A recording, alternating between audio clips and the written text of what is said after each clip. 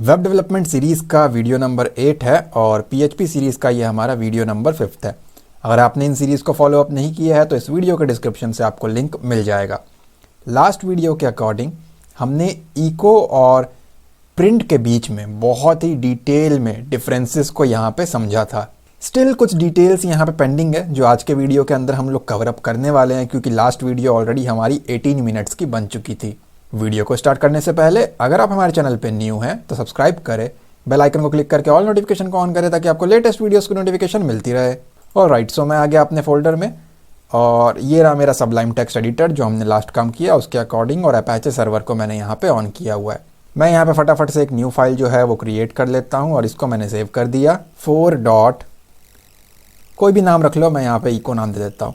तो ये मेरे पास एक फ़ाइल आ गई। कितना काम हमने किया हुआ है, हमने यहाँ पे PHP स्टार्ट किया, PHP क्लोज किया, इसके बीच में यहाँ पे इको की एक लाइन मैं सिंपली यहाँ पे टाइप कर देता हूँ एंड डबल कोट्स के अंदर ये, जहाँ तक मैं देख पा रहा हूँ ये .php नहीं आया है, प्रॉब्लम क्रिएट करेगा। सो यहाँ पे आकर के .php मैंने इसको प्रोवाइड किया। किसी भी फाइल को डुप्लीकेट मार के या रीनेम कर लेना, बेसिकली आपको इतना कोड करके रखना है। मैंने आपको लास्ट वीडियो में बताया कि यहाँ पे आप चाहो तो सिंगल कोड का भी यूज़ कर सकते हो, जैसे कि साइबर वॉरियर्स, और इसको अगर हम सेव करें एंड अपने सर्वर के ऊपर आकर के टाइप करें लोकल होस्ट, और अगर आपका कोई पोर्ट नंबर है तो वो, वरना डायरेक्ट लोकल होस्ट के बाद आपके फोल्डर का नाम, हमारे केस में क्या है वो लर्निंग PHP, कंट्रोल 0 से 100% जूम, और ये रहा 4th नंबर की फाइल। तो साइबर वॉरियर्स आपका काम करता है। इवन आपने ये भी सीखा कि सिंगल कोड की जगह पे PHP के अंदर आप डबल कोड का भी यूज़ कर सकते हो। ये भी आपका परफेक्टली यहाँ पे काम करेगा और आपका आंसर जो है वही रहेगा। कोई डिफरेंसेस आपको देखने को नहीं मिलेंगे और ना ही कोई एरर आपको देखने को मिलेंगे। जैसा कि मैंने आपको बताया था, जो भी वैल्यू इको के अंदर आप सिंगल कोट या डबल कोट में रखते हो वो एक स्ट्रिंग कंसीडर होता है। अब ये क्या डिटेल्स हैं इसको हम आगे पढ़ेंगे वेरिएबल्स और डेटा टाइप्स के चैप्टर्स में और उसके वीडियोज़ में। अभी के लिए बस आप इतना समझ के रखें कि डबल कोट या सिंगल कोट के अंदर जो भी आपने लिखा है वो एक स्ट्रिंग कहलाएगा। भले ही आप वहाँ पे एक नंबर लिख दो, लेकिन वो नंबर ना ट्रीट होके एक स्ट्रिंग कहलाएगा। एक बात का और आप ध्यान दें, PHP की हर स्टेटमेंट आपका सेमीकोलन से एंड होगा। सेमीकोलन का मतलब होता है आपका एंड ऑफ लाइन या एंड ऑफ स्टेटमेंट, कि ये लाइन यहीं पे ख़त्म हो गई, इसको रन करो और इसके आगे वाली लाइन को रन करो, उसके आगे वाली लाइन को रन करो। तो जो लोग पाइथन पढ़ के आए हो या जावास्क्रिप्ट पढ़ के आए हो या कोई भी ऐसी लैंग्वेज जहाँ पे सेमीकोलन यूज़ ही नहीं होता था या इतनी इंपॉर्टेंस नहीं थी, प्लीज़ आप लोग यहाँ पे सेमीकोलन लगाने की आदत डाल लें, क्योंकि अगर आप सेमीकोलन भूल जाओगे तो आपको यहाँ पे पार्स एरर देखने को मिलेगा। एग्जाम्पल के लिए मैं आपको इसको कॉपी पेस्ट करके, मैंने 2 लाइनें लिखी हैं, सेव करता हूँ, यहाँ पे आकर के रिफ़्रेश करता हूँ तो ये कुछ ऐसा काम करेगा। इन केस अगर मैं एक सेमीकोलन भूल जाता हूँ, यहाँ पे आकर के सेव एंड रिफ़्रेश करूँगा तो आपको देखने को मिलता है पार्स एरर, कि आपके सिंटेक्स में प्रॉब्लम है। अनएक्सपेक्टेड इको, ये इको क्या है मुझे नहीं पता, मैं एक सेमीकोलन जो है वो एक्सपेक्ट कर रहा था लेकिन मुझे मिला नहीं, ना तो सेमीकोलन मिला ना ही कोई कॉमा मिला। कहाँ पे? इस वाले फाइल नेम में लाइन नंबर 4 के अंदर। तो आपको ऐसे एरर्स मिलेंगे और आपको एरर्स को आइडेंटिफाई भी करना आना चाहिए। जनरली क्या होता है ना, जो लोग बहुत स्पीड में PHP पढ़ते हैं या ऊपर ऊपर से पढ़ते हैं, एरर को देख के फंस जाते हैं और ढूंढते रहते हैं कि भैया एरर तो मिल ही नहीं रहा, क्या हो गया पता नहीं। एक बात मेरी आज से ही समझ के रख लो, अगर ये आपको लाइन नंबर 4 कह रहा है, इसका मतलब ये नहीं है कि लाइन नंबर 4 पे ही एरर है। इसका मतलब ये है कि बहुत ज़्यादा चांसेस है कि आपको लाइन नंबर 4 में आपने कुछ मिस्टेक किया है। ये पॉइंट नंबर 1 हुआ। पॉइंट नंबर 2, इसके ऊपर वाली लाइन में भी कुछ मिस्टेक हो सकता है जिसके कारण वो लाइन नंबर 4 आपको बोल रहा है। इट मीन्स लाइन नंबर 3 में भी कोई एरर हो सकता है हमारे केस के अकॉर्डिंग।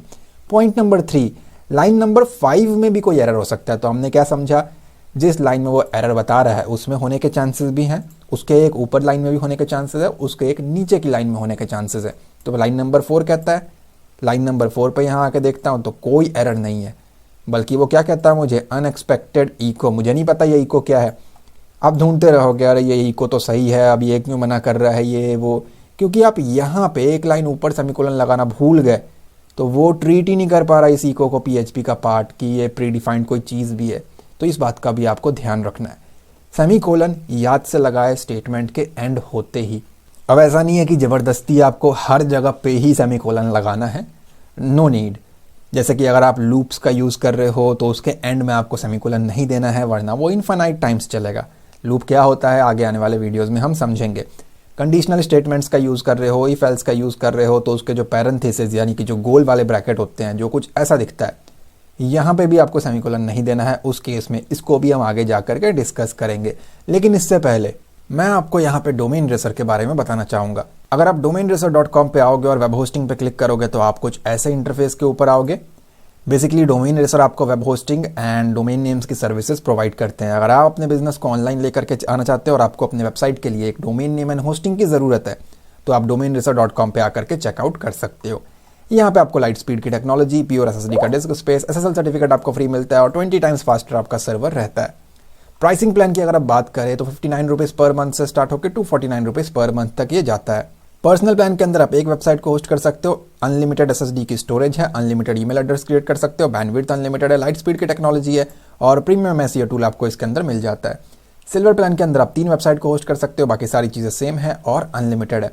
एडवांस प्लान के अंदर आपको एक डोमेन नेम फ्री मिल जाएगा और अनलिमिटेड वेबसाइट को आप होस्ट कर सकते हो, बाकी सारी चीज़ें सेम है और अनलिमिटेड है। एडवांस प्लान IT इंडस्ट्री वालों के लिए, फ्रीलांसर्स के लिए, वेब डिज़ाइनर डेवलपर्स के लिए बेस्ट है, क्योंकि यहाँ पे आपको अनलिमिटेड वेबसाइट को होस्ट करने का ऑप्शन मिलता है और इन तीनों प्लान के अंदर प्रीमियम SEO टूल आपको फ्री ऑफ कॉस्ट मिलेगा। बेसिक प्लान के अंदर आप एक वेबसाइट को होस्ट कर सकते हो, 1 GB की स्टोरेज है, 10 ईमेल एड्रेस क्रिएट कर सकते हो, 5 GB की बैंडविड्थ और लाइट स्पीड की टेक्नोलॉजी है। तो आप अपने बजट, अपने रिक्वायरमेंट के हिसाब से domainracer.com पे आकर के अपने लिए एक वेब होस्टिंग प्लान सेलेक्ट कर सकते हो।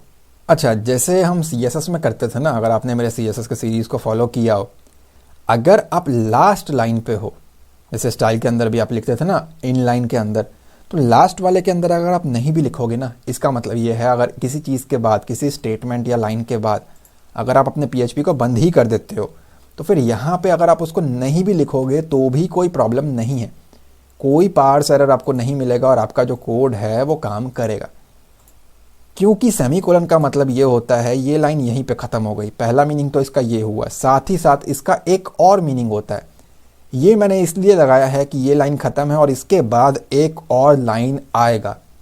तो अगर आप ऊपर के केस में लगाना भूल जाते हो, जैसा मैंने आपको थोड़ी देर पहले दिखाया, तो इस केस में ये पार्स एरर देगा, बट नीचे वाले केस में ये आपको पार्स एरर या कोई भी एरर नहीं देगा और ये सक्सेसफुली आपका रन करता है।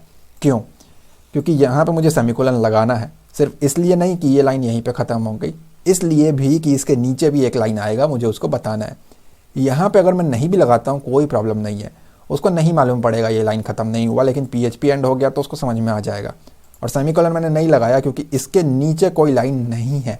अगर मैं इसको कॉपी करके पेस्ट कर दूँ और यहाँ पे मेरा एक मैसेज हो जाए हेलो, यहाँ पे मैं एक सेमीकोलन दे दूँ, यहाँ पे एक सेमीकोलन दे दूँ, तो ऑब्वियसली ब्रेक टैग लगानी है तो सब एक साथ प्रिंट होंगे। देखो हेलो आ गया। अगर मैं इसे लगाना भूल जाऊँ तब फिर से एक पार्स एरर आएगा, क्योंकि ये लाइन यहीं पे ख़त्म हुई है, साथ में नीचे एक और लाइन है, तो लाइन नंबर 5 पे बोलेगा मुझे नहीं पता इको क्या है, क्योंकि आपने लाइन नंबर 4 पे एक मिस्टेक की है। सेव और रिफ्रेश करता हूँ, देखो लाइन नंबर 5 कहता मुझे नहीं पता इको क्या है। वहीं अगर मैं यहाँ पे लगा दूँ और यहाँ से हटा दूँ तो स्टिल ये चल पड़ेगा, क्योंकि इसके बाद आपका PHP ओवरऑल क्लोज हो रहा है। तो ये भी आपको यहाँ पे ध्यान रखना है। एक चीज़ और है कि अगर आप यहाँ पे सेमीकोलन लगा के इस PHP टैग को छोड़ दो, सेव करो, यहाँ पे आकर के रिफ्रेश करो, तो भी ये आपका काम करता है। लेकिन अगर आप यहाँ पे सेमीकोलन लगाना भूल जाओ और सेव करो और PHP को भी क्लोज ना करो, तो अनएक्सपेक्टेड एंड ऑफ फाइल का एक एरर आएगा कि भाई मुझे नहीं पता ये फाइल कैसे एंड हो रही है या कैसे एंड हो गया। मैं एक सेमीकोलन एक्सपेक्ट कर रहा था, एक कॉमा एक्सपेक्ट कर रहा था लाइन नंबर 7 पे, बट मुझे नहीं मिला। अब हर बार ऐसा एरर नहीं होता कि आपको क्लियर लिख के बताएगा, बट इतना समझ में आ गया ना, लाइन नंबर 7 या कहीं भी लास्ट लाइन पे आपका सही से फाइल एंड नहीं हुआ है, तो या तो यहाँ सेमीकोलन दो या PHP को क्लोज करो, तब जा करके ही ये चलेगा। बट ऑब्वियसली आप PHP को क्लोज करने की आदत रखें और हो सके तो सेमीकोलन लगाने की भी आदत रखें, क्योंकि जब आप इसके बीच में CSS, जावास्क्रिप्ट, HTML को एम्बेड करोगे, उसके कोड को भी रन करोगे ना, तो फिर उस टाइम पे ये चीज़ें लिखना बहुत ज़रूरी है। तो एक आध वर्ड को हटाने के लिए काम आसान ना करे और इनको लिखने की आदत बना के रखे। आप चाहें तो इसको ब्राउज़र की जगह पे शेल के अंदर भी चला सकते हो। अगर आप अपने XAMPP या वैम्प सर्वर को ओपन करोगे ना, मुझे वैम्प का इंटरफेस नहीं याद है, मैं काफ़ी लंबे समय से XAMPP यूज़ कर रहा हूँ, तो यहाँ पे एक शेल का ऑप्शन है। अगर आप इसके ऊपर क्लिक करते हो ना तो कुछ ऐसा खुलेगा। अब देखो यहाँ पे आपको क्या करना है, आपको अपनी डायरेक्टरी पास करनी है। कंपलसरी नहीं है, बस बता रहा हूँ कि ऐसे भी रन कर सकते हैं। एंड इसका फॉन्ट थोड़ा सा बढ़ा देता हूँ, राइट क्लिक करके प्रॉपर्टीज़ पे जाने के बाद फॉन्ट, आप लोगों को भी ऐसे ही करना है और लेट्स गो विद 28। ये थोड़ा सा स्क्रीन से बाहर भी चला जाएगा, सो एडजस्ट मार देता हूँ मैं इसको, बस आपको पढ़ने में आ जाए उतना बहुत है। ठीक है, अब इसको मुझे पाथ स्पेसिफाई करना पड़ेगा कि भाई जिस फाइल को रन करना चाहते हो वो कहाँ पड़ी हुई है। CD चेंज इन डायरेक्टरी, मुझे अपने फोल्डर को चेंज करना है। CD लिख करके आपको यहाँ पे लिखना है htdocs, इसी फोल्डर के अंदर है। स्लैश के बाद आपको यहाँ पे लिखना है आपके फोल्डर का नाम, तो CD और डबल कोट इसने खुद उठा लिया, मैंने टैब दबाया जैसे ही, htdocs और लर्निंग PHP। ये डबल कोट क्यों आया है, आपको लिखना है या नहीं लिखना है, क्योंकि लर्निंग और PHP मेरा फोल्डर का नाम यही है ना, तो उसके बीच में मेरा स्पेस है। ये जो मेरा फोल्डर है ना लर्निंग PHP, यहाँ पे एक स्पेस है। अगर आपके फोल्डर में भी स्पेस है तो इसको डबल कोट में डालें, अगर स्पेस नहीं है तो बिना डबल कोट के इसको रन करें। इसके बाद आपको यहाँ पे एंटर प्रेस करना है, तो आप कुछ ऐसे इंटरफेस पे आओगे।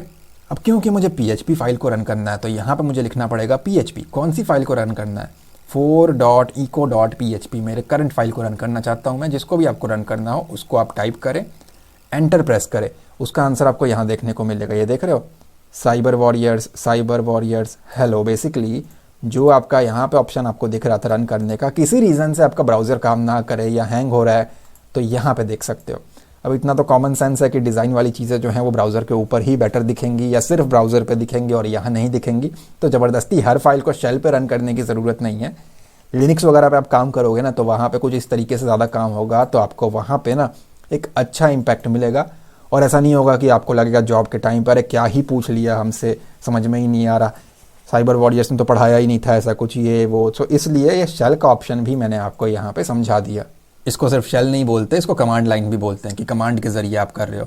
CLI कमांड लाइन इंटरफेस, पिछला हमने जो किया ये वाला था GUI ग्राफिकल यूज़र इंटरफेस, जहाँ आपके पास सारे ऑप्शन है, आप खुद से माउस यूज़ कर सकते हो, लेकिन यहाँ आपको लिख करके करना है कमांड लाइन इंटरफेस। चलिए तो मैं इसको यहाँ से क्लोज़ कर देता हूँ और यहाँ पे आकर के सबसे पहले तो लाइन सिर्फ एक रखते हैं और थोड़ा सा और डिफरेंसेस के बारे में हम देखते हैं। प्रिंट और इको का जो हमने कल किया था वो सफिशिएंट नहीं था, तो ये मेरा मैसेज आ गया साइबर वॉरियर्स। सिंगल कोट हो डबल कोट हो डजंट मैटर, मैंने आपको पहले भी बताया, तो मैं इसको फ़िलहाल के लिए सिंगल कोट में रख लेता हूँ। सेव करके रिफ्रेश करते हैं, स्टिल काम कर रहा है। अब इको की जगह पे ना मैं यहाँ पे प्रिंट यूज़ कर रहा हूँ, जैसा कि हमने लास्ट वीडियो में भी किया और यहाँ पे आके सेव एंड रिफ्रेश किया, स्टिल ये काम करता है। जो प्रिंट है ना ये इटसेल्फ, इसकी एक रिटर्न वैल्यू होती है 1। अब ये रिटर्न वैल्यू क्या होती है ये आपको फंक्शंस वाले चैप्टर में बेटर समझ में आएगा। फिलहाल के लिए बस इतना समझ के रखो, प्रिंट की एक रिटर्न वैल्यू होती है जो कि है 1। अब क्या गारंटी है, मैंने बोला इसका मतलब ये थोड़ी है कि हाँ इसकी रिटर्न वैल्यू 1 है, तो इको भी प्रिंट ही करता है या एको भी प्रिंट ही करता है, तो चलो उसके आगे मैंने एको या इको लिख दिया, ठीक है। अब ये प्रिंट तो करेगा, साथ में 1 को भी प्रिंट करेगा क्योंकि इसकी रिटर्न वैल्यू है। मैं प्रिंट क्या कर रहा हूँ, अब इसका मतलब बन गया इको, ये भी स्क्रीन पे प्रिंट करने का ही काम करेगा और ये पूरा का पूरा एक सिंगल स्टेटमेंट बन गया। नॉट ओनली साइबर वॉरियर्स, तो ये भी प्रिंट होगा, इसका रिटर्न वैल्यू 1 प्रिंट होगा। देखो आप सेव और रिफ्रेश करता हूँ तो ये देख रहे हो 1, इट मीन्स प्रिंट की एक रिटर्न वैल्यू है 1। तो अगर आप ऐसे किसी प्रोजेक्ट पे काम कर रहे हो जहाँ आपको प्रिंटिंग के साथ एक रिटर्न वैल्यू की ज़रूरत है जो कि आप आगे सीखोगे, तो उस जगह पे आप प्रिंट को यूज़ कर सकते हो स्पेसिफिक केसेस में, वरना ज़रूरत नहीं है इसको यूज़ करने की। और अगर आपको नहीं है ऐसी कोई रिक्वायरमेंट तो आप इको के साथ रह सकते हो। सो ये जो स्टेटमेंट है ना ये खुद में एक एक्सप्रेशन है और ये रिटर्न करता है 1। इसका मतलब प्रिंट को आप एक्सप्रेशन में यूज़ कर सकते हो बट इको को आप नहीं कर सकते। अब पूछोगे क्या प्रूफ है, क्या बोल दिया, तो चलो मैं ये कह रहा हूँ इसको उल्टा कर देते हैं, प्रिंट बाहर लिखते हैं और इको अंदर लिखते हैं। पिछला जैसे हमने समझा तो ये भी एक एक्सप्रेशन होना चाहिए और इसको भी 1 रिटर्न करना चाहिए, बट नो, वो तो प्रिंट का काम है। सेव और रिफ्रेश करोगे तो ले लो फिर यहाँ पे पार्स एरर अनएक्सपेक्टेड एको, कहता मुझे नहीं पता ये क्या है जो लाइन नंबर 2 पे तुमने लिखा हुआ है, ठीक है। तो ये रिटर्न नहीं करेगा और इसकी वो कैपेबिलिटीज़ नहीं है। अब इसको कुछ ऐसा भी लिख सकते हो कि आप इसको ऐसा रख दो और यहाँ पे पैरेंथेसिस यानी कि गोल वाले ब्रैकेट के अंदर सिंगल या डबल कोट के अंदर डालो, कोई प्रॉब्लम नहीं है, ये स्टिल आपका सही तरीके से काम करेगा। एंड सेम आपका प्रिंट यहाँ पे लिखोगे तो भी ये काम करेगा। तो ये कुछ बहुत ही डिटेल्ड चीज़ें थी। आई डोंट थिंक कि इस वाले वीडियो में जो मैंने कवर अप किया है वो यूट्यूब पे आपको ऑलरेडी कहीं मिलेगा। उम्मीद करता हूँ ये आपको समझ में आया होगा। अगर आपने सीरीज़ को फॉलो अप नहीं किया है, डिस्क्रिप्शन से लिंक लेके आप फॉलो अप कर सकते हो। अगर ये वीडियो आपको अच्छी लगी है तो प्लीज़ लाइक करें एंड कमेंट में अपना फीडबैक ज़रूर दें। मैं मिलता हूँ आपसे अगली वीडियो में। Thanks for watching guys.